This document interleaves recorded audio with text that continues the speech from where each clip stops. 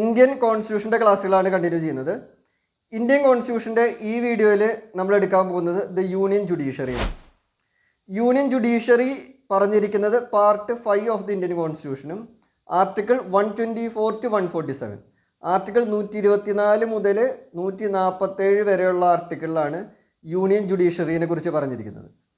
Union judiciary എന്ന് ഉദ്ദേശിക്കുന്നത് supreme കോർട്ടാണ് നമ്മൾ ഈ വീഡിയോയിൽ പഠിക്കുന്നത്. ഞാനപ്പം ഗൈഡിൽ സുപ്രീം കോർട്ടിൻ്റെ ഒരു ഹിസ്റ്ററി കൊടുത്തിട്ടുണ്ട്. നമുക്കറിയാം 1773 റെഗുലേറ്റിംഗ് ആക്ട് ഓഫ് 1773 പാസ്സാക്കുന്നത്. ഈ റെഗുലേറ്റിംഗ് ആക്ട് ഓഫ് 1773 വഴിയാണ് 1774 സുപ്രീം കോർട്ട് ഫസ്റ്റ് എസ്റ്റാബ്ലിഷ് ചെയ്യുന്നത്. ബ്രിട്ടീഷുകാരാണ് ഇത് കൊണ്ടുവരുന്നത്. കൽക്കട്ടയിലാണ് ഫസ്റ്റ് സുപ്രീം കോർട്ട് എസ്റ്റാബ്ലിഷ് ചെയ്യുന്നത്.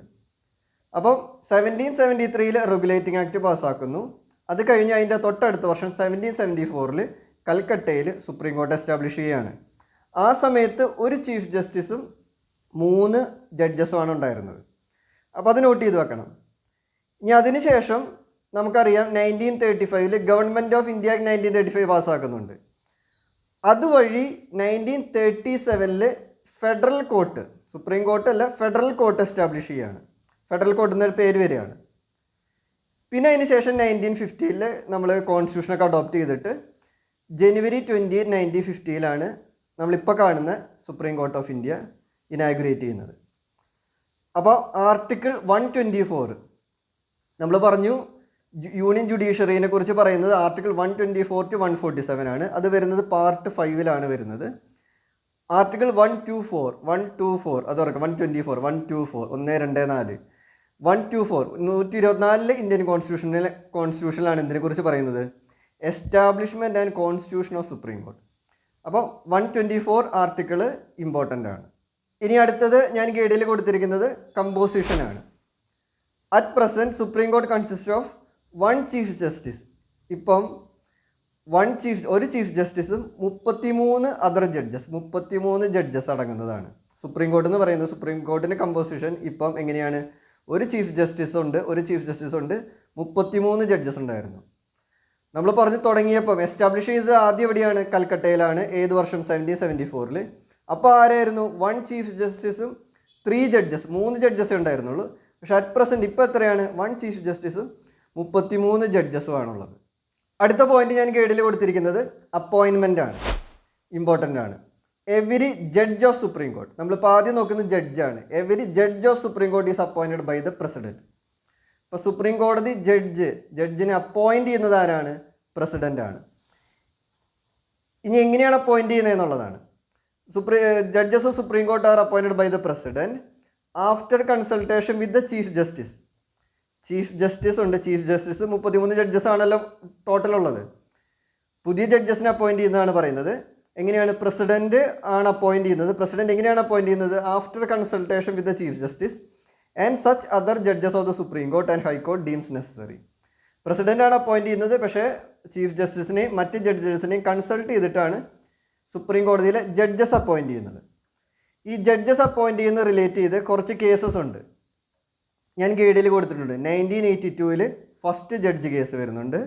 1993 സെക്കൻഡ് ജഡ്ജസ് കേസ്. അങ്ങനെയാണ്. 1982 first judges case, 1993 second judges case, 1998 third judges case. അല്ല, തേർഡ് ജഡ്ജസ് കേസിന് ഞാൻ ഗൈഡിൽ കൊടുത്തിട്ടുണ്ട്. തേർഡ് ജഡ്ജസ് കേസിൽ പറയുന്നത് the chief justice should consult A collegium of 4 senior most judges of supreme court for the appointment of judges. Third judges case 1998 ഒരു collegium system വരുന്നത്. അതായത് 1998 third judges കേസിൽ പറയുന്നത് ചീഫ് ജസ്റ്റിസ് എന്ത് ചെയ്യണം?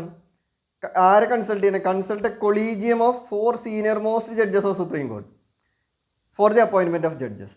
അങ്ങനെയാണ്. അപ്പോൾ ഒരു കൊളീജിയം സിസ്റ്റം ഉണ്ട്. കൊളീജിയം സിസ്റ്റം എന്ന് പറഞ്ഞാൽ ചീഫ് ജസ്റ്റിസ് ഉണ്ട്, പിന്നെ അതിൽ ഏറ്റവും 4 സീനിയർ മോസ്റ്റ് ജഡ്ജസ്.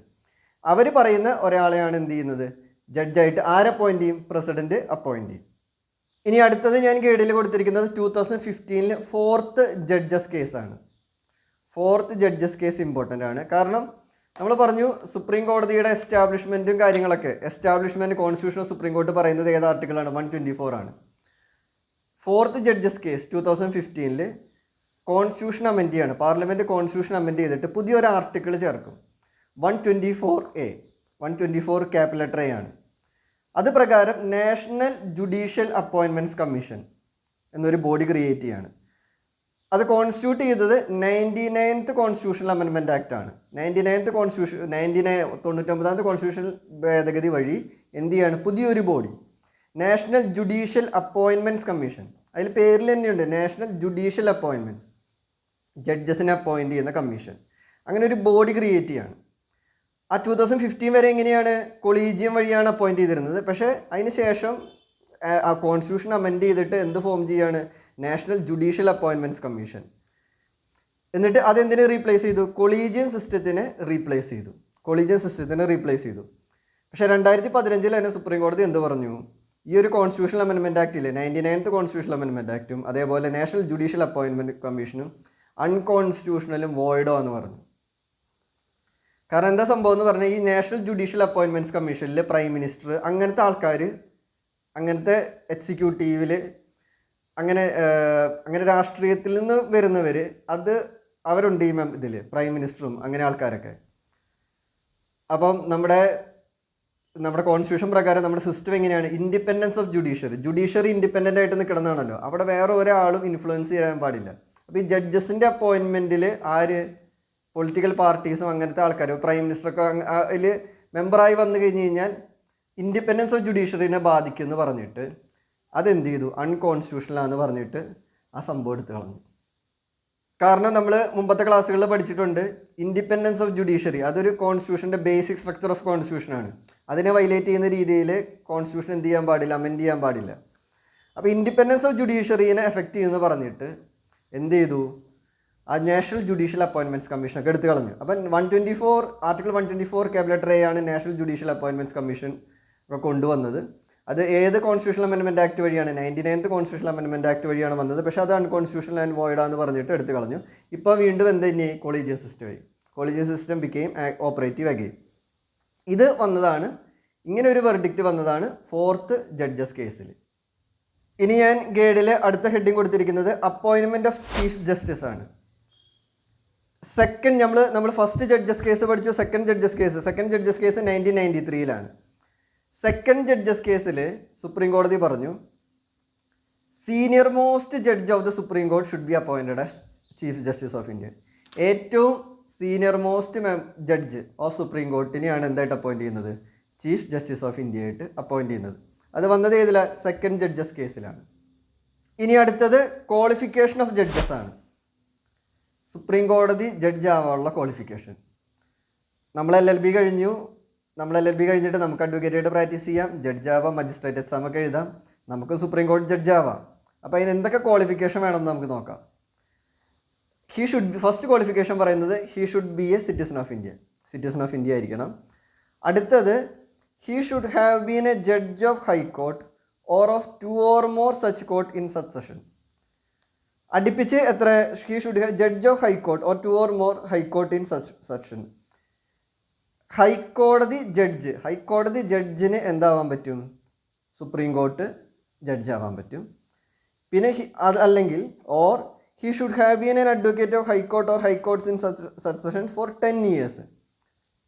10 വർഷം ഹൈക്കോടതിയിൽ അഡ്വക്കേറ്റ് ആയിട്ട് പ്രാക്ടീസ് ചെയ്താൽ എന്താവാൻ പറ്റും, നമുക്ക് ജഡ്ജ് ഓഫ് സുപ്രീം കോർട്ട് ആവാൻ പറ്റും.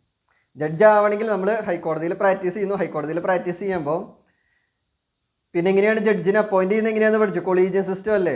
കൊളീജിയൻ സിസ്റ്റത്തിൽ എങ്ങനെയാണ് ചീഫ് ജസ്റ്റിസും 4 സീനിയർ മോസ്റ്റ് ജഡ്ജസും കൂടിയിട്ട് അവരാണ് ഒരാളെ ഇതാക്കുന്നത്. അപ്പോൾ 10 വർഷം he should have been an advocate of high court or high court in 10 വർഷം പ്രാക്ടീസുള്ള അഡ്വക്കേറ്റ്. അത് കഴിഞ്ഞവർക്കും എന്താവാനുള്ള ക്വാളിഫിക്കേഷനായി, ജഡ്ജ് ആവാൻ, സുപ്രീം കോർട്ട് ജഡ്ജ് ആവാനുള്ള ക്വാളിഫിക്കേഷനാണ്. അടുത്തത് പറയുന്നത് he should have been A distinguished jurist in the opinion of the president. ഒരു ഡിസ്റ്റിങ്വിഷ്ഡ് ജൂറിസ്റ്റ് ആയാലും എന്ത് ചെയ്യാൻ പറ്റും, ജഡ്ജായിട്ട് സുപ്രീം കോടതിയിൽ അപ്പോയിൻറ്റ് ചെയ്യാൻ പറ്റും. അപ്പോൾ ക്വാളിഫിക്കേഷൻസ് എന്തൊക്കെയാണ് പറയുന്നത്, ഒന്ന് സിറ്റിസൺ ഓഫ് ഇന്ത്യ ആയിരിക്കണം, അടുത്തത് he should have been a judge of high court, അല്ലെങ്കിൽ or he should have been a advocate of high court or high court in succession for 10 years, അല്ലെങ്കിൽ എ ഡിസ്റ്റിങ്വിഷ്ഡ് ജൂറിസ്റ്റ് ആയി കഴിഞ്ഞ് കഴിഞ്ഞാൽ അതാണ് ക്വാളിഫിക്കേഷൻ പറയുന്നത്. ഇനി അടുത്തത് ഓത്ത് ഓഫ് ജഡ്ജസ് ആണ്. Oath is made before the president of India. President of ഇന്ത്യയുടെ മുന്നിലാണ് ഓത്ത് ചൊല്ലിക്കൊടുക്കുന്നത്. അപ്പോൾ അത് നോട്ട് ചെയ്ത് വെക്കുക. പിന്നെ അടുത്തൊരു ടെന്യൂർ കൊടുത്തിട്ടുണ്ട്. ടെന്യൂർ അത് ഇമ്പോർട്ടൻ്റ് ആണ്. Judge hold the office until he attains the age of 65 years. 65 വയസ്സാണ്. Judge hold the office until he attains 65 വയസ്സ് വരെയാണ് ജഡ്ജായിട്ട് ഇരിക്കാനുള്ള അധികാരം, ടെന്യൂർ. ഇനി അടുത്ത ഹെഡിങ് റിമൂവൽ കൊടുത്തിട്ടുണ്ട്. എങ്ങനെ റിമൂവ് ചെയ്യാൻ പറ്റും? He can resign. ജഡ്ജിന് റിസൈൻ ചെയ്യാൻ പറ്റും. സുപ്രീം കോടതി ജഡ്ജിന് റിസൈൻ ചെയ്യാൻ പറ്റും by writing to the president. പ്രസിഡൻറ്റിനാണ് റെസിഗ്നേഷൻ ലെറ്റർ. റിസൈൻ ചെയ്യാൻ പറ്റുന്നത് പ്രസിഡൻറ്റിനാണ് ലെറ്റർ എഴുതി കൊടുക്കുന്നത്, ചീഫ് ജസ്റ്റിസ് ഓഫ് ഇന്ത്യക്കല്ല ജഡ്ജിമാർ റിസൈൻ ചെയ്യുന്നത്. അല്ലെങ്കിൽ he can be removed from his office. Remove ചെയ്യാൻ പറ്റും ബൈ ദ പ്രസിഡൻറ്റ്. പ്രസിഡൻറ്റിനെ റിമൂവ് ചെയ്യാൻ പറ്റും on the recommendation of the parliament. പാർലമെൻറ്റിൻ്റെ റെക്കമെൻഡേഷൻ ഉണ്ടെങ്കിൽ പ്രസിഡൻറ്റിനെ റിമൂവ് ചെയ്യാൻ പറ്റും. അതിൻ്റെ പാർലമെൻറ്റിൻ്റെ റെക്കമെൻഡേഷൻ വരണമെങ്കിൽ അതിനൊക്കെ കുറേ സ്റ്റെപ്പും കുറേ ഫോർമാലിറ്റീസും കുറേ പ്രൊസീജിയറൊക്കെ ഉണ്ട്, കുറച്ച് കോംപ്ലിക്കേറ്റഡ് ആണ്. അപ്പോൾ അങ്ങനെ വന്നു കഴിഞ്ഞ് കഴിഞ്ഞാൽ പ്രസിഡൻറ്റിന് എന്ത് ചെയ്യാം? റിമൂവ് ചെയ്യാൻ പറ്റും. ഇനി അടുത്ത ഹെഡിങ് ഞാൻ കൊടുത്തിരിക്കുന്നത് ആക്ടിംഗ് ചീഫ് ജസ്റ്റിസ് ആണ്. Appointment of acting chief justice is mentioned in article 126 of the constitution. 126 എന്തിനെ കുറിച്ചാണ് പറയുന്നത്? ആക്ടിംഗ് ചീഫ് ജസ്റ്റിസ് ആണ്. അത് പറയുന്നത് president of India can appoint a judge of supreme Court as an acting chief justice of India when എപ്പോഴൊക്കെയാണ് chief justice of India is vacant. Chief justice of ഇന്ത്യയുടെ position vacant ആയിരിക്കുമ്പോൾ, അല്ലെങ്കിൽ when chief justice of India is absent ആയിരിക്കുമ്പോൾ, അല്ലെങ്കിൽ when chief justice of India is unable to perform the duties of the office. ഇങ്ങനത്തെ കേസുകളിൽ, ഇങ്ങനത്തെ situation വരുമ്പം എന്ത് ചെയ്യാം? ആക്ടിംഗ് ചീഫ് ജസ്റ്റിസിനെ അപ്പോയിൻറ്റ് ചെയ്യാൻ പറ്റും. അങ്ങനെ ആക്ടിംഗ് ചീഫ് ജസ്റ്റിസിനെ അപ്പോയിൻറ്റ് ചെയ്യുന്നത് ആരാണ്? പ്രസിഡൻ്റാണ് അപ്പോയിൻറ്റ് ചെയ്യുന്നത്. President of India can appoint a judge of supreme Court as an acting chief justice. ഇപ്പോഴത്തെ കമ്പോസിഷൻ എന്ന് പറഞ്ഞാൽ നമ്മൾ പഠിച്ച സുപ്രീം കോടതി എന്ന് പറഞ്ഞാൽ ഒരു ചീഫ് ജസ്റ്റിസും 33 ജഡ്ജസുമാണ്. അപ്പോൾ ചീഫ് ജസ്റ്റിസ് പൊസിഷൻ വാക്കൻ്റ് ആവുന്നു, അല്ലെങ്കിൽ ആൾ ആബ്സെൻ്റ് ആവുന്നു, അല്ലെങ്കിൽ അൺഏബിൾ ടു പെർഫോം ഡ്യൂട്ടീസ് ആകുമ്പോൾ ഈ 33 ജഡ്ജസ് ഉണ്ടല്ലോ, ഇവരിൽ ഒരാളെ പിടിച്ചിട്ട് ആക്ടിംഗ് ചീഫ് ജസ്റ്റിസ് ആക്കാൻ പറ്റും. അങ്ങനെ അപ്പോയിൻറ്റ് ചെയ്യുന്ന ആരാണ് അപ്പോയിൻറ്റ് ചെയ്യുന്നത്? പ്രസിഡൻ്റാണ് അപ്പോയിൻറ്റ് ചെയ്തത്. പ്രസിഡൻ്റാണ് അധികാരമുള്ളത്. ഇനി അടുത്ത ഹെഡിങ് ഞാൻ പറഞ്ഞിരിക്കുന്നത് ആഡ് ഹോക്ക് ജഡ്ജസ് ആണ്. Appointment of ad hoc judges is mentioned in article 127. Acting chief justice 126, ad hoc judges പറഞ്ഞിരിക്കുന്നത് 127 ആണ്. അതിൽ പറഞ്ഞിരിക്കുന്നത് when there should not be a quorum of permanent ജഡ്ജസിൻ്റെ കോറം ഇല്ലാണ്ട് വരുമ്പോൾ to hold or continue any session of Supreme Court, the Chief Justice of India can appoint a judge of High Court as an ad hoc judge of Supreme Court for temporary period. അതായത് quorum ഇല്ലാതായി വരുമ്പോൾ, ഒരു permanent ജഡ്ജസിൻ്റെ quorum കുറവ് വരുമ്പോൾ, when there should not be a quorum of permanent judges to hold or continue any session, ഏതെങ്കിലും supreme കോടതിയുടെ ഒരു സെഷൻ നടത്താൻ ജഡ്ജസിൻ്റെ എണ്ണം ഇല്ലാതായി വരുമ്പം എന്ത് ചെയ്യാൻ പറ്റും? ചീഫ് ജസ്റ്റിസ് ഓഫ് ഇന്ത്യക്ക് എന്ത് ചെയ്യാൻ പറ്റും? ഹൈക്കോടതിയിലെ ഒരു ജഡ്ജിനെ എന്താക്കാൻ പറ്റും? Ad hoc judge of supreme court ആക്കാൻ പറ്റും ഫോർ എ ടെമ്പററി പീരീഡ്. അത് ഇമ്പോർട്ടൻ്റ് ആണ്. അപ്പോൾ ആഡ് ഹോക്ക് ജഡ്ജസിനെ അപ്പോയിൻറ്റ് ചെയ്യുന്ന ആരാണ്? ചീഫ് ജസ്റ്റിസ് ഓഫ് ഇന്ത്യയാണ്. ആക്ടിംഗ് ചീഫ് ജസ്റ്റിസിനെ അപ്പോയിൻറ്റ് ചെയ്യുന്നത് പ്രസിഡൻ്റാണ്. ആ രണ്ട് വ്യത്യാസം ഇതിൽ നോക്കി വെക്കണം. ഇനി അടുത്തത് നോക്കുന്നത് നമ്മൾ റിട്ടയേർഡ് ജഡ്ജസ് ആണ്. റിട്ടയേർഡ് ജഡ്ജസിനെ കുറിച്ച് പറഞ്ഞിരിക്കുന്ന ആർട്ടിക്കിൾ 128 ആണ്. 128 പറയുന്നത് റിട്ടയേർഡ് ജഡ്ജസിനെ എന്ത് ചെയ്യാൻ പറ്റും? സുപ്രീം കോടതി ജഡ്ജായിട്ടൊരു ടെമ്പററി പീരീഡിലേക്ക് അപ്പോയിൻറ്റ് ചെയ്യാൻ പറ്റും. ആർട്ടിക്കിൾ പറയുന്നത് with the previous consent of the president previous കൺസെൻറ്റോട് കൂടിയിട്ട് ചീഫ് ജസ്റ്റിസിനെ റിക്വസ്റ്റ് ചെയ്യാൻ പറ്റും any person who has held the office of Supreme കോടതി ജഡ്ജായിരുന്ന ഒരു വ്യക്തി, ആൾ റിട്ടയറായി, അല്ലെങ്കിൽ ഹൈക്കോടതി ജഡ്ജായിരുന്ന വ്യക്തി, ആൾ റിട്ടയറായി, അങ്ങനെ ഒരു വ്യക്തിയെ തൽക്കാലത്തേക്ക് പിടിച്ചിട്ട് ഒരു ടെമ്പററി പീരീഡിൽ എന്താക്കാൻ പറ്റും? ജഡ്ജ് ഓഫ് സുപ്രീം കോർട്ടായിട്ട് അപ്പോയിൻറ്റ് ചെയ്യാൻ പറ്റും. അതാണ് റിട്ടയേർഡ് ജഡ്ജസ്. അത് പറഞ്ഞിരിക്കുന്നത് ആർട്ടിക്കിൾ 128 ആണ്. അത് പറയുന്നത് attendance of retired judges at the sitting of the supreme court. 126 acting chief justice, 127 ad hoc judges, 128 retired judges. അപ്പോൾ ഈ ടോപ്പിക്കാണ് ഈ വീഡിയോയിൽ എടുത്തത്. നമുക്കിനി ഒന്ന് റിവൈസ് ചെയ്യാം. അപ്പോൾ നിങ്ങൾക്ക് ഇതൊന്നും ഒന്നുകൂടി വ്യക്തമായിട്ട് മനസ്സിലാവും. നമ്മൾ ഈ വീഡിയോയിൽ തുടങ്ങിയത് യൂണിയൻ ജുഡീഷ്യറി ആണ്. യൂണിയൻ ജുഡീഷ്യറി എന്ന് പറഞ്ഞാൽ സുപ്രീം കോർട്ട് ഓഫ് ഇന്ത്യയാണ് ഉദ്ദേശിക്കുന്നത്. പാർട്ട് 5 ഇതിനെക്കുറിച്ച് പറഞ്ഞിരിക്കുന്നത് ആർട്ടിക്കിൾ 124 to 147. 124 എന്തായാലും ഓർത്ത് വെക്കണം. കാരണം 124 ഇതിനെക്കുറിച്ച് പറയുന്നത് എസ്റ്റാബ്ലിഷ്മെൻറ്റ് കോൺസ്റ്റിറ്റ്യൂഷൻ സുപ്രീം കോർട്ട് പറയുന്നത് 124 ആണ്. 124 സുപ്രീം കോർട്ടാണ്. അപ്പോൾ ആദ്യം നമ്മൾ അതിൻ്റെ ഹിസ്റ്ററി നോക്കിയപ്പം ആദ്യം പഠിച്ചത് റെഗുലേറ്റിംഗ് ആക്ട് ഓഫ് 1773. അത് പ്രകാരം 1774 ഫസ്റ്റ് സുപ്രീം കോർട്ട് എസ്റ്റാബ്ലിഷ് ചെയ്തു. എവിടെയാണ്? കൽക്കട്ടയിൽ 1774. അപ്പോൾ 1 ചീഫ് ജസ്റ്റിസും 3 അതർ ജഡ്ജസ് ആണ് ഉണ്ടായിരുന്നത്. പിന്നെ അതിനുശേഷം 1935 ഗവൺമെൻറ് ഓഫ് ഇന്ത്യ 1935 പാസ്സാക്കി. അത് ഫെഡറൽ കോർട്ട് 1937 ഫെഡറൽ കോർട്ടിൻ്റെ എസ്റ്റാബ്ലിഷ്മെൻറ്റിലേക്ക് വന്നു. പിന്നെ 1950 കോൺസ്റ്റിറ്റ്യൂഷനൊക്കെ വന്നതിന് ശേഷമാണ് സുപ്രീം കോർട്ട് ഓഫ് ഇന്ത്യ വരുന്നത്. കോൺസ്റ്റിറ്റ്യൂഷനൊക്കെ വന്നതിന് ശേഷം അപ്പോൾ ആ കോൺസ്റ്റിറ്റ്യൂഷനിൽ ഏത് ആർട്ടിക്കിളിൽ 124 ആർട്ടിക്കിളിലാണ് establishment and constitution Supreme Court പറയുന്നത്. പിന്നെ നമ്മൾ നോക്കിയത് കമ്പോസിഷൻ. ഇപ്പോഴത്തെ composition 1 chief justice 33 other judges ആണ്. ജഡ്ജസിൻ്റെ അപ്പോയിൻമെൻ്റ് ആണ് പിന്നെ നോക്കിയത്.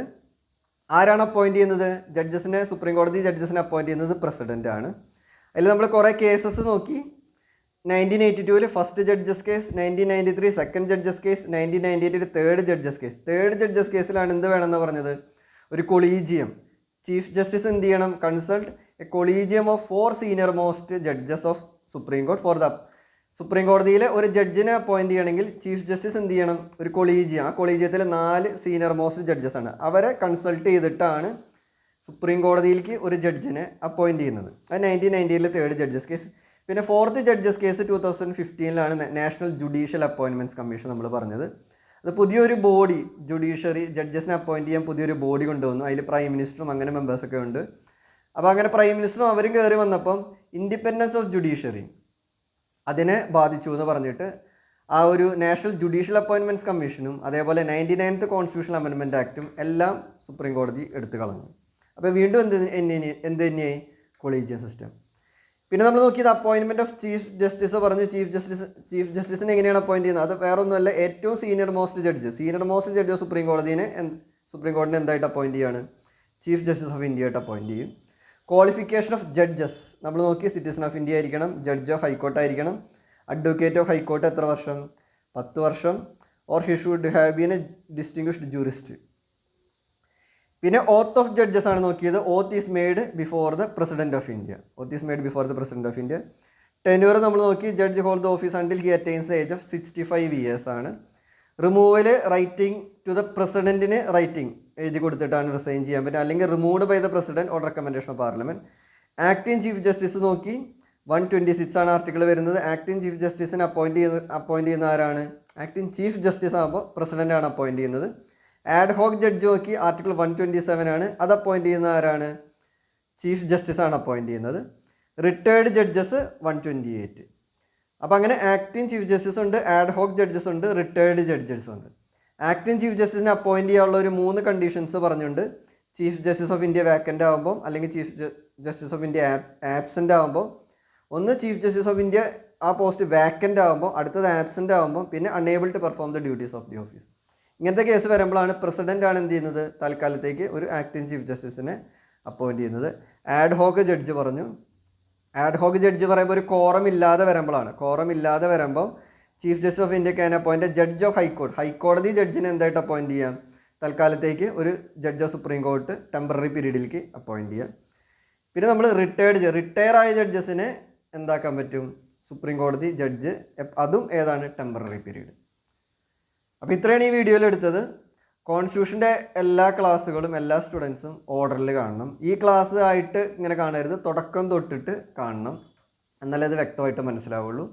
അതേപോലെ കോൺസ്റ്റിറ്റ്യൂഷൻ്റെ ഗൈഡ് ഇറക്കിയിട്ടുണ്ട്. ആ ഗൈഡ് പോലെ തന്നെയാണ് ഞാൻ ക്ലാസ്സുകളും എടുക്കുന്നത്. ആ ഗൈഡ് വാങ്ങാൻ ഇൻട്രസ്റ്റ് ഉള്ള സ്റ്റുഡൻസിന് ഡിസ്ക്രിപ്ഷനിൽ ഞാൻ കോൺടാക്ട് നമ്പർ കൊടുത്തിട്ടുണ്ട്. അതിൽ കോൺടാക്ട് ചെയ്ത് നിങ്ങൾക്ക് ഗൈഡ് ഓർഡർ ചെയ്യാം.